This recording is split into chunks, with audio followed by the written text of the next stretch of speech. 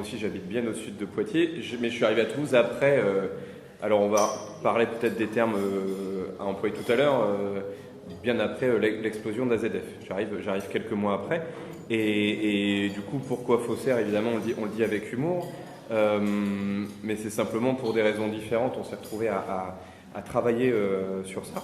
En ce qui me concerne, à travailler sur ces questions-là, parce que je crois qu'il s'est écrit sur l'intitulé, j'ai la casquette de militant associatif toulousain. Moi, je me suis notamment impliqué dans des luttes autour du logement, et plus précisément sur des luttes, on va dire, sur des occupations illégales à vocation d'hébergement de personnes migrantes ou réfugiées, et sur des questions nucléaires.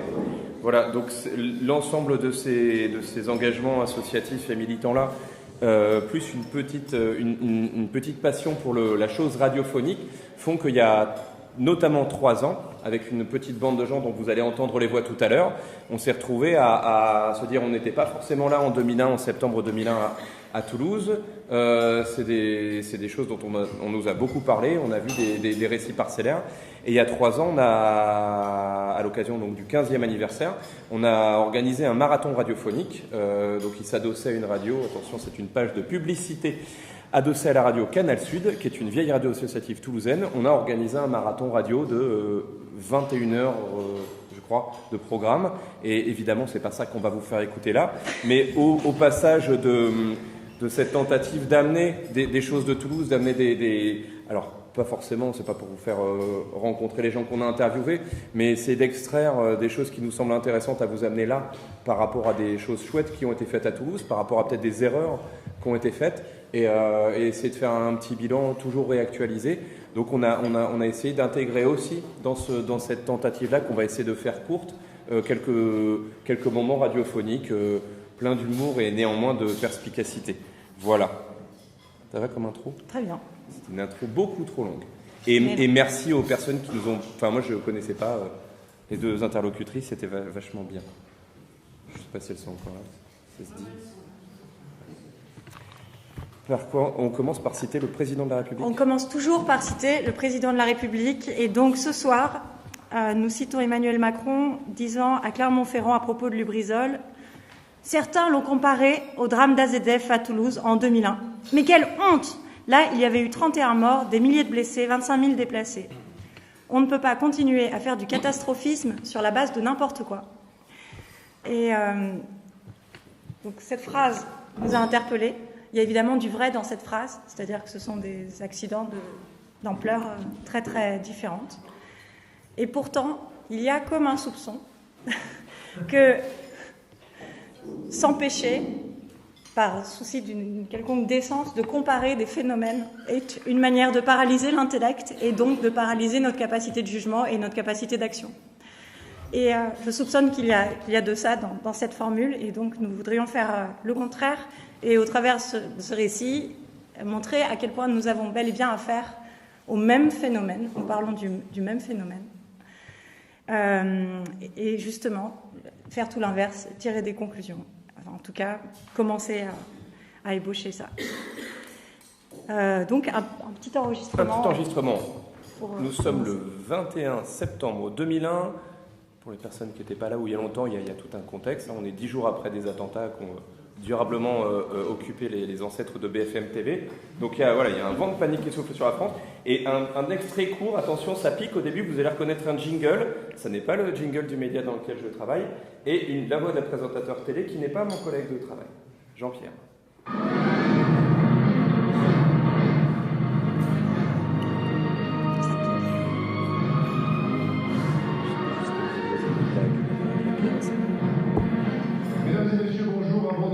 Sur les conséquences des attentats aux États-Unis, un terrible accident ce matin près de Toulouse, une très forte explosion dans une usine pétrochimique. Les dégâts sont énormes, semble-t-il. Il y a des victimes, on parle de 10 morts et au moins 150 blessés, dont 30 grièvement atteints. Les vitres ont volé en éclats dans tout le quartier. Un lycée qui menaçait de s'effondrer a été évacué. Pour l'instant, selon la préfecture, pas de nuages toxiques, mais la population toulousaine a été invitée à se calfeutrer chez elle. Jacques Chirac, lui-même du Palais de l'Élysée, vient d'appeler les Toulousains à se conformer strictement à ces règles de sécurité.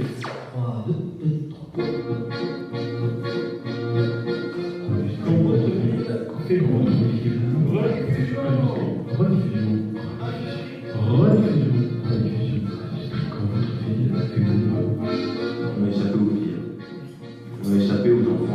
sous les gravats, au grand brûlé, aux asphyxiés. On a échappé au pire, à la mort de nos proches et à notre propre mort. On a échappé au pire, à la désolation, au temps dressé au milieu des décombres, à la recherche désespérée d'un proche, d'un ami, dans la nuit fumante, d'une vie que l'on désire. On a échappé au pire, grâce à qui, pas à Dieu, on sait depuis longtemps qu'il n'existe pas, grâce à l'héroïsme des équipes de la sûreté ou aux conditions de sécurité, non. À la prévoyance des élus et des technocrates, non. On a échappé au pire grâce à la chance. La chance que le vent n'était pas de la partie pour pousser les flammes sur les bâtiments voisins. La chance que les tuyaux de la SNP, toute proche, n'aient pas cédé. La chance de ne pas avoir été devant la fenêtre ce jour-là, de ne pas avoir un appartement là. La chance, c'est tout. La providence, dernier rempart contre le risque de catastrophe industrielle. L'avion ne tombera pas là, mais à côté. Le feu ne prendra pas dans l'hangar abandonné. Aucun ouvrier désespéré ne fera le geste ultime, irréparable. Aucune erreur dans la procédure ne se produira. Mais, de temps en temps, la providence loupe une marche, dérape, rate sa cible. Une petite couille vient tomber dans le potage de la routine habituelle et boum. S'il doit se produire un accident, ce sera celui que nous n'avons pas prévu, comme dit si bien Pierre Tanguy, directeur de la sûreté d'EDF. Évidemment, ce qui explique peut-être qu'à Toulouse, personne n'a su vraiment quoi faire, que les gosses soient rentrés dans les toxiques, que les joueurs du Mirail dans Ballot de la Farouette, de la route de Sèvres et j'en passe, se soient retrouvés seuls, désespérément seuls face à leur angoisse, leur carreau brisé, leur plaie, leur peur. Des écoles où on ne savait pas ce qui se passait, où on ne savait pas quoi faire, des mouchoirs en papier pour prévenir le risque chimique. Quel feutrez-vous qui disait, comment faire quand on a plus de fenêtre? C'est une question qui reste d'actualité. Alors, pour resituer un petit peu les choses, très rapidement, pour que vous ayez les faits. Donc, le 21 septembre 2001, vers 10h du matin, une énorme explosion au sud de la ville de Toulouse. Explosion qui résonne sur 80 km. On l'entend en Ariège, à Pamiers, c'est assez loin. Comme ici, il s'agit, à Toulouse plus particulièrement, d'une zone militaro-industrielle, progressivement urbanisée. Et l'usine qui explose, donc c'est Azote Fertilisant, que vous connaissez bien à Rouen. Une usine d'État d'abord qui fabriquait donc des dérivés d'ammoniac, essentiellement des engrais et divers produits chimiques, dont des explosifs aussi pour l'armée, qui appartenait à Grande Paroisse Total. Une explosion de 300 à 400 tonnes de nitrate d'ammonium, donc destinée à la production d'engrais, qui creuse un cratère de 7 mètres de profondeur pour 60 mètres de diamètre. Considérable, non. 450 000 tonnes de nitrate, c'était la production là-bas. Et effectivement, notre cher président a raison quand il dit qu'on ne peut pas comparer les deux, puisque la production ici, retenez ce chiffre, 450 000 tonnes à Toulouse. La production ici, sur les sites, c'est un peu plus de... Alors ouais, ça c'est donc l'usine Borealis, puisque donc entre-temps, vous savez, donc l'usine AZF a changé de nom, elle appartient au groupe autrichien Borealis. Et ce qui nous a frappé en préparant cette présentation, c'est qu'effectivement, à l'époque de l'accident en 2001, AZF produisait 450 000 tonnes par an, et qu'aujourd'hui, à Grand-Quevilly, donc Borealis produit 3 300 000 tonnes par an. C'est presque 10 fois plus. Voilà. Donc, ce qui a beaucoup marqué les Toulousains, c'est cette histoire de nuage qui n'est absolument pas toxique, mais par contre, qui nécessite quand même de se calfeutrer. Évidemment, c'était un mensonge qui s'est avéré de plus en plus faux, à mesure qu'on découvrait que ce nuage était chargé de nitrate d'ammonium, bien chargé d'amiante, soupçonné d'être aussi chargé de matières radioactives. Nous, on ne connaît pas l'expertise sur ce nuage et il a été beaucoup moins observé que peut-être ne le sera celui de Lubrizol, mais aussi dans la mesure où les dégâts, par ailleurs, étaient considérables et les victimes très nombreuses. Donc l'accident d'AZF, c'est officiellement, donc le bilan, c'est 31 morts, 2500 blessés et 35 000 logements touchés. Pour vous dire, on est dans les quartiers pauvres. C'est la moitié du parc HLM de Toulouse qui est mis hors d'état, rendu inhabitable. Donc c'est vraiment chez les pauvres. Et le chiffre des 31 morts et des 2500 blessés a été vraiment contesté. Il y a eu une bataille des autorités pour essayer de restreindre vraiment le nombre de victimes, en fait, à ce qui s'est passé le jour même aux gens directement touchés par l'impact. En réalité, il se dit beaucoup à Toulouse, des professionnels par exemple, ou les gens qui travaillent dans les pompes funèbres, vous diront assez facilement que pour eux, il y a eu, dans la période qui a suivi, beaucoup plus de victimes. Ce qui est à notre avis encore un point commun, effectivement, c'est pas dans la comptabilité macabre des autorités, 31 morts d'un côté, 0 morts de l'autre, 2500 blessés, un chiffre bien inférieur ici.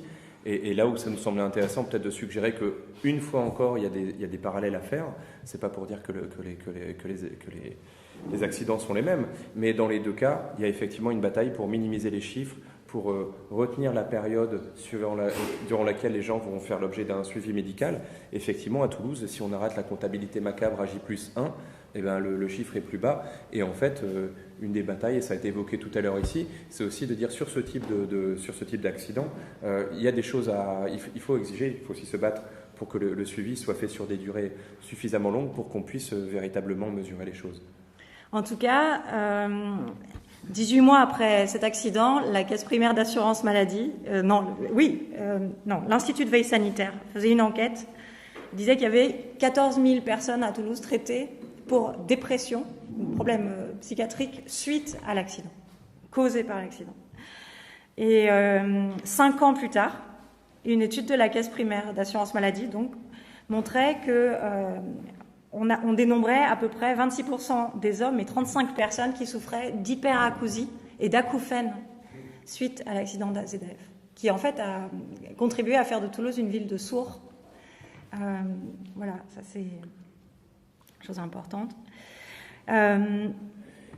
C'est des choses qui sont peut-être... ça fait partie des extraits. Si vous allez visiter Toulouse, on vous en parlera certainement. L'explosion en question, s'il faut la quantifier... c'est 3,4 sur l'échelle de Richter, d'où la distance jusqu'à laquelle on l'a entendu. C'est l'équivalent de 250 tonnes de TNT. Et surtout, peut-être pour expliquer ça, quand on dit que les quartiers pauvres ont été touchés, il faut imaginer que sur toute la ville, y compris à l'opposé du site d'AZF, toutes les fenêtres sont détruites. Toutes les portes-fenêtres sont détruites, que ce soit les baies vitrées des grands magasins dans le centre-ville. Alors on parlera tout à l'heure sans doute à un moment du fait que dans les quartiers pauvres qui sont cités des années plus tard dans notre émission, si on en parle, c'est parce que pour eux, ça va durer 1 mois, 2 mois, 1 saison, 2 saisons en fait. Les derniers appartements seront rénovés pratiquement à l'été 2002, alors que dans les boutiques du centre-ville, quand la manif revient en novembre, il y a une occupation de la place du Capitole et le centre-ville est déjà nettoyé. Donc là encore, on retrouve malheureusement, c'est pas pour contredire M. Macron systématiquement, mais là encore, c'est pas... Ça ressemble encore furieusement à tout le récit que vous avez entendu comme nous là pendant 1 heure. En fait, oui, selon qu'on habite en caravane dans certains quartiers ou qu'on tient des boutiques dans le centre-ville, on n'est pas exactement exposé au même suivi des autorités et on n'est pas en butte aux mêmes difficultés. En tout cas, ce qui apparaît tout à coup, ce qui saute à la figure des habitants de Toulouse, c'est qu'ils vivaient en fait sur une poudrière. La majorité des gens l'avaient oublié, évidemment. Enfin, c'est le genre de choses qu'on ne demande qu'à oublier. En l'occurrence, AZF se trouvait sur un gigantesque complexe donc, chimique et pétrochimique notamment, mais pas seulement, à côté d'un endroit qui s'appelle la SNPE, la Société Nationale des Poudres et Explosifs. Très très très vieille société, puis c'était une société d'État depuis plusieurs siècles, donc qui fabrique la poudre à canon, les obus, etc. Quand dans le petit extrait, on nous parlait de la chance, et donc ce complexe, il y a aussi Tolochimie, enfin, il y a énormément d'installations, Céveso, Seuil-Haut. Quand on parle de chance, c'est-à-dire que oui, effectivement, à ce moment-là, les gens réalisaient qu'il aurait suffi de presque rien pour que ce soit mais infiniment plus grave, en fait. Et voilà, c'est ce genre de réflexion. C'est à ce moment-là aussi que la population s'aperçoit, enfin en tout cas se rend massivement compte du problème des ballastières. Toute une histoire aussi. Ce sont des tonnes et des tonnes et des tonnes de poudre à obus de l'époque de la Deuxième Guerre mondiale qui ont été stockées sur ce site. Et donc la particularité de cette poudre à obus, c'est que c'est de la nitrocellulose et que donc quand c'est à l'air libre, ça explose. Et donc il faut les stocker dans l'eau. Et donc en pleine agglomération toulousaine, ils sont dans des étangs, dans ce complexe. Et jusqu'à aujourd'hui, on ne sait pas quoi en faire. Mais donc là, littéralement, on parle de poudrière au sens strict, hein, mais à Rouen, évidemment, on voit que la métaphore fonctionne très bien. Une agglomération qui comporte 12 sites Céveso, seuil haut, et qui produit, on parlait de Borealis tout à l'heure, voilà, c'est évidemment... Ce que ça a révélé aussi, donc pour la population, le fait d'habiter sur cette poudrière, et tu en as donné quelques exemples, Toulouse est avant tout une ville qui produit de l'armement. Alors les entreprises ont souvent changé de nom, c'est comme avec les organisations patronales ou les partis d'extrême droite, on change de nom, mais on ne change pas les équipes qui gagnent. Et l'autre chose qu'on découvre à ce moment-là, c'est qu'en fait les pouvoirs publics sont complètement dépassés, et c'est pas pour leur donner des intentions pour les dédouaner, mais de la même manière qu'ici on a entendu des discours aberrants sur, et vous le savez sans doute mieux que nous, en tout cas mieux que moi, sur ce nuage qui ne peut pas comporter que des matériaux toxiques. En fait, c'est les mêmes discours à Toulouse. On s'est amusé à vous mettre Jean-Pierre Pernaut parce que c'est criant et ça va durer des jours. On va effectivement nous dire d'un côté, on distribue de l'argent en liquide dans les rues de Toulouse. À l'époque, ça se fait encore, c'est en francs. En leur disant, bon, achetez ce que vous voulez, quand même pour les enfants, peut-être acheter un petit peu d'eau en bouteille, mais vous pouvez boire de l'eau robinet, il n'y a pas de problème. Cette eau dans laquelle les autorités auront noyé de chlore, parce qu'ils ne savent pas très bien à l'époque quelle est la nature de l'accident. Et donc on a des gens qui sont censés avoir depuis des années...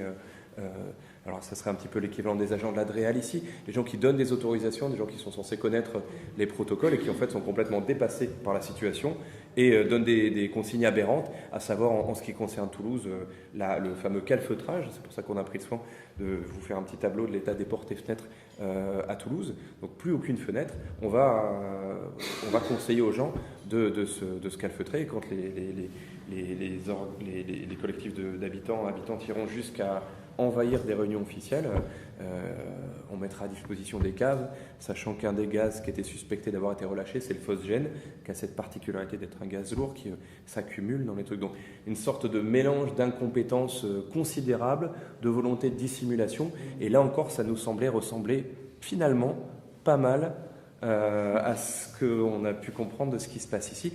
Sans présumer, on est au début de l'enquête, mais il y a comme peut-être ça sent un peu ça quand même. Hein. Disons que globalement, des scandales qu'il y a eu à cette époque d'AZF, c'est ce que je raconte beaucoup, c'est que en fait, avant qu'il y ait des pompiers qui arrivent dans les quartiers, ça avait explosé. Il y a eu des CRS. Pourquoi ? Parce qu'il y a eu très très vite des rumeurs de danger de pillage et que donc il fallait sécuriser les quartiers. C'était ça qui était important. Donc eux, ils ont vu les CRS avant les pompiers. Et l'autre chose, c'est que comme il y avait cette ambiance d'antiterrorisme, les abords de Toulouse et toutes les routes ont été bloquées par la police qui réalisait des fouilles. Et donc, les premières choses qu'ils disaient, je me souviens à l'époque, c'était l'attentat terroriste. Oui, c'est ça. Mais il faut vraiment imaginer donc des files de véhicules contrôlés les uns après les autres. On contrôlait les papiers d'identité, on ouvrait les coffres. Et alors à un moment, c'est pas non plus pour dire que la police empêchait les gens de sortir, puisque là encore un point commun. Alors c'est aussi encore une fois un appel à témoignage. Hein, mais à Toulouse, il y avait des gens qui rentraient chez eux pour protéger leurs biens, étant donné que leurs portes et fenêtres étaient conjuguées au passé.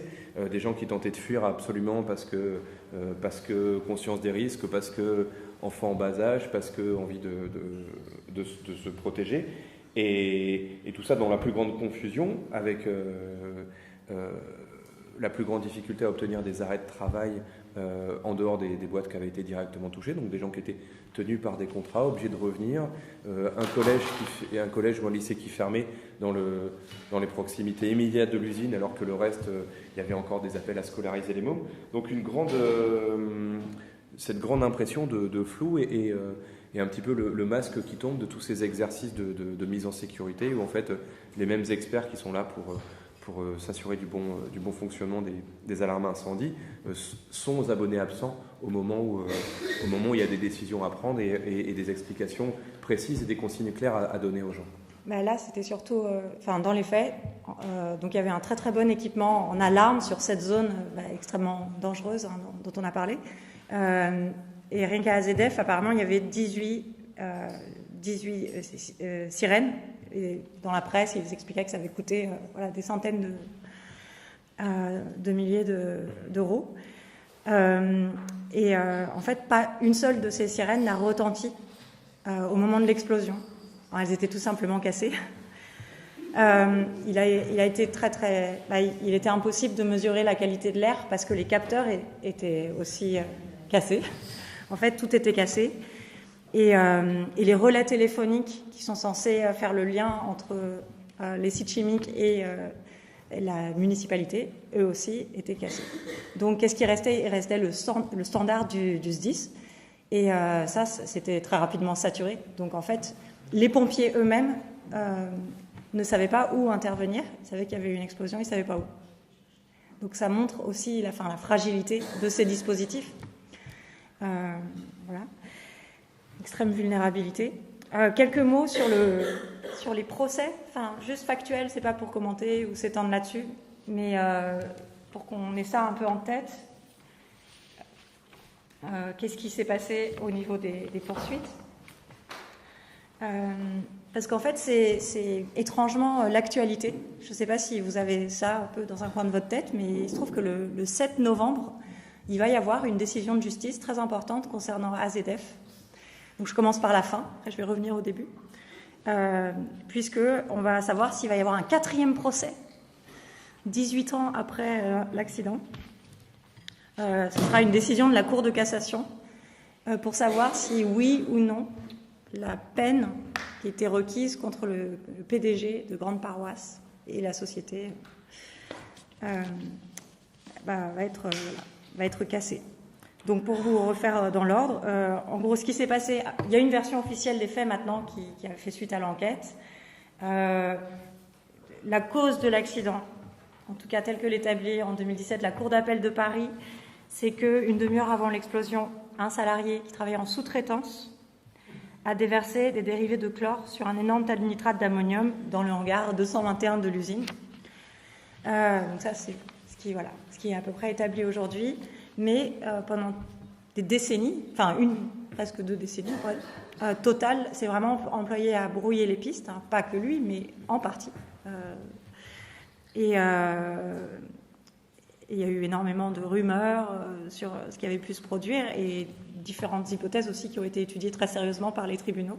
L'idée d'une météorite qui serait tombée sur le hangar, d'un avion qui aurait perdu son réacteur, d'un obus de la Seconde Guerre mondiale qui aurait explosé, les fameuses ballastières, et bien entendu le terrorisme. Donc, ce fameux sous-traitant qui avait 7 caleçons. Je ne sais pas si vous vous souvenez de cette anecdote. Ouais, c'est pas long. Donc en 2009, premier procès, relax général. Donc là, il y avait une tentative pour faire retomber la responsabilité sur justement les salariés et les travailleurs en sous-traitance. Donc c'est une relax pour tout le monde, y compris pour Total et pour toutes les personnes qui étaient sur le banc des accusés. En 2012, après l'appel, Total est relaxé, ainsi que son ancien PDG. Et c'est Grande Paroisse, donc la filiale de Total qui détient le site d'AZF, et son PDG qui sont condamnés à 225 000 euros d'amende pour la société et à 3 ans d'emprisonnement, et dont 2 avec sursis, et 45 000 euros d'amende pour Biechelin, le PDG de Grande Paroisse. Donc cette condamnation de 2012 est invalidée parce qu'on s'aperçoit qu'une des magistrates, c'est bizarre de s'en apercevoir à ce stade, après le jugement, en fait, travaillait également pour des associations de victimes. Donc ça invalide tout le jugement. Et donc, c'est rejugé par la Cour d'appel de Paris en 2017, qui établit, qui requiert, non, qui conclut à, je ne sais pas dire ça, qui demande 225 000 € et une peine d'emprisonnement de 15 mois avec sursis, ainsi qu'une amende de 10 000 € pour Grande Paroisse et donc son PDG. Et donc c'est cette décision de justice-là dont Grande Paroisse et derrière Total font appel. Donc c'est vraiment des clopinettes.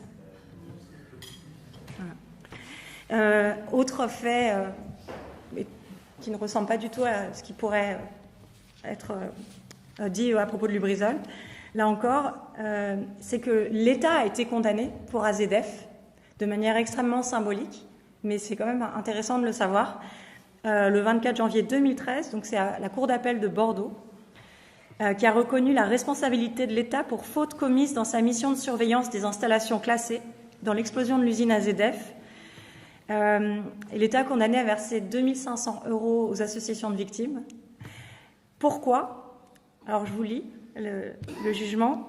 Les services de l'État chargés de l'inspection des installations classées ont fait preuve de carence dans leur mission de contrôle en ne détectant pas ou en s'abstenant de sanctionner les défaillances visibles et prolongées de l'exploitant du site dans l'exploitation du bâtiment, où étaient entreposées depuis longtemps des quantités de nitrates excédant notablement le seuil de stockage déclaré et autorisé, qui n'étaient pas étanches, dont la porte ne fermait plus et pour lequel aucun registre d'entrée et de sortie n'était tenu. Donc, condamnation de l'État. Là, tu parles de Normandie Logistique. Pas du tout. Je parle du hangar 221. Allô Emmanuel, ouais. Tu t'es trompé. Voilà. Et aussi, donc, Total est donc responsable, mais pas coupable. En tant que responsable, donc, il s'est acquitté à la fin de 2,3 milliards d'euros d'indemnité. Ça, c'est le total. En 2009, les indemnités s'élevaient déjà à 1,5 milliard d'euros et un porte-parole du groupe soulignait auprès de la presse que cette somme était insignifiante au regard des 14 milliards d'euros de bénéfices escomptés par le groupe cette année. Donc voilà. Ce qui a été mis en évidence aussi quelques années après, c'est qu'en réalité, Total, par le biais des filiales, différents rachats, était son propre assureur, puisqu'en fait, il était assuré auprès d'une société qu'il possédait.